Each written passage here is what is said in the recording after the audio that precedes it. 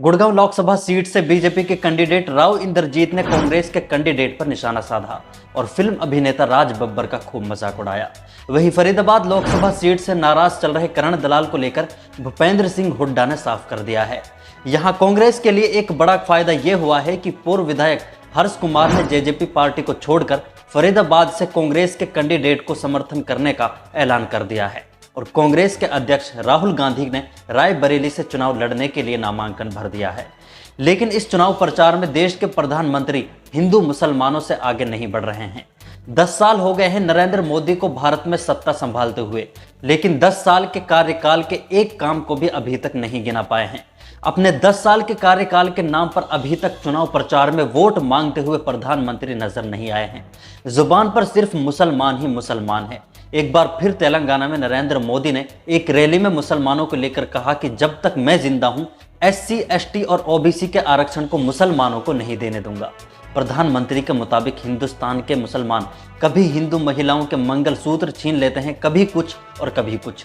किसी एक मजहब के नाम पर या किसी एक कम्युनिटी का नाम लेकर कोई छोटा से छोटा मंत्री भी इतनी आसानी से कोई बयान नहीं देता। जितनी बेशर्मी से देश के प्रधानमंत्री लगातार झूठ बोल रहे हैं और आए दिन मुसलमानों पर खुला हुआ निशाना साध रहे हैं।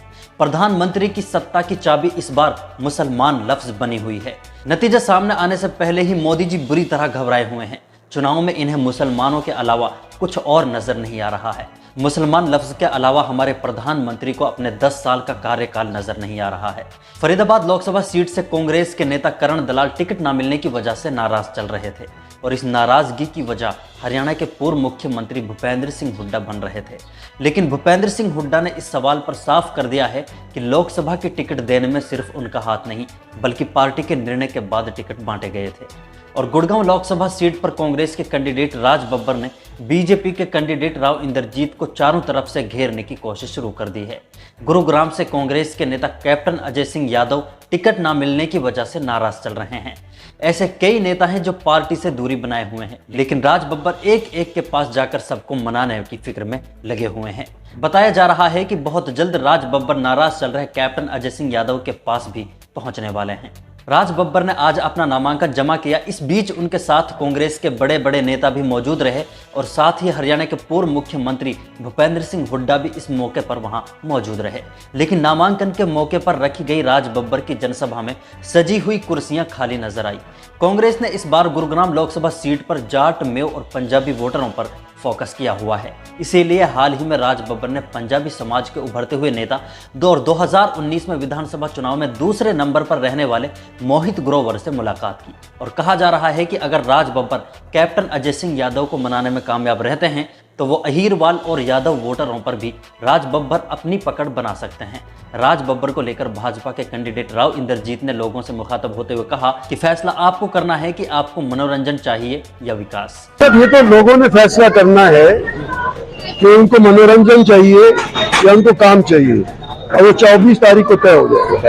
वहीं राज बब्बर ने कहा कि अगर 10 सालों में गुरुग्राम में विकास हुआ हो और गुरुग्राम की सभी समस्याओं का हल हुआ हो तो मुझे वोट मत देना। अगर गुरुग्राम में समस्याओं के अंबार लगे हों तो मुझे वोट जरूर देना। वहीं फरीदाबाद लोकसभा सीट पर भी कांग्रेस के लिए एक बड़ी राहत है, क्योंकि फरीदाबाद की लोकसभा सीट से हथीन की विधानसभा सीट से विधायक रहे पूर्व विधायक हर्ष कुमार ने जेजेपी पार्टी को छोड़ने का ऐलान कर दिया है। ज्यादा बड़ा है, इसलिए मेरा फर्ज है कि मैं उस व्यक्तित्व की मदद करूं और उसको जिताने की कोशिश करूं। और वहीं फरीदाबाद लोकसभा सीट से उम्मीदवार महेंद्र प्रताप को समर्थन देने का ऐलान कर दिया है। हर्ष कुमार ने कहा कि कांग्रेस पार्टी ने महेंद्र प्रताप को टिकट देकर बहुत अच्छा किया।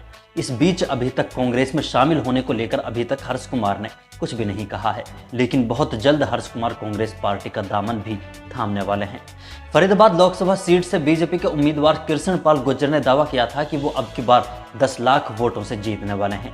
इस दावे पर हर्ष कुमार ने कहा है कि वो नतीजे आने के बाद उनका वहम दूर हो जाएगा और उनकी बुरी तरह हार होगी। दूसरी तरफ करनाल से पूर्व मुख्यमंत्री मनोहर लाल खट्टर के सामने कांग्रेस के कैंडिडेट दिव्यांशु बुद्धि राजा को कोर्ट की तरफ से राहत मिल चुकी है।